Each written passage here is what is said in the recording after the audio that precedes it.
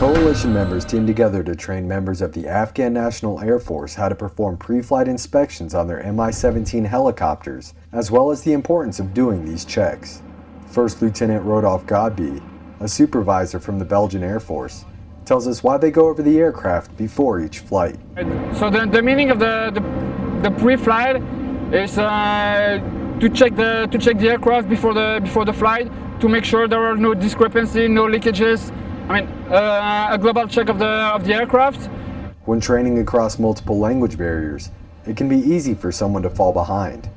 But Godby says by the end of the training, everyone catches on. So some of the guys, they pick up everything quickly. Some of the guys, you have to repeat again and again and again.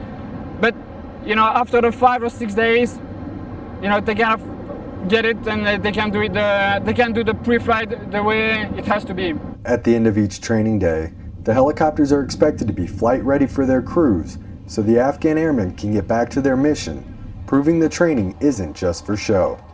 Specialist Adam Deneen, Kandahār Airfield, Afghanistan.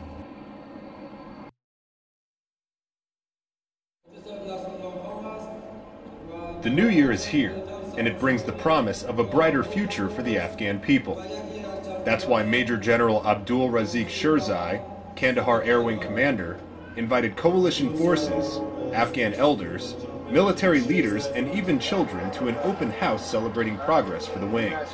Insurgents are making propagandas that the NATO Afghan National Security Forces are separated from Afghans. They are not with Afghans. So my plan, in my opinion, was to invite them all and show the Kandahār community we are all together. We are here for them. It's been 15 months since the wing stood up, and in that time, the Afghans have come a long way in terms of self-sustainability and operational readiness. With guidance from ISAF forces, they've flown hundreds of sorties, including medical evacuation missions. They're studying English, and they provided security and logistical support during last year's parliamentary elections. And as the fledgling force gains strength, they solidify an edge in the counterinsurgency fight that members of networks like the Taliban and Al-Qaeda can't match.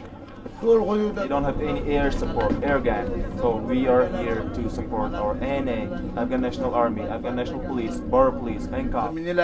Coalition mentors like Air Force Colonel Bernard Mader are impressed with the wing's progress and motivation. Mader added he's hopeful for what it means for Afghanistan's future stability and security. More and more they are able to do missions without our assistance.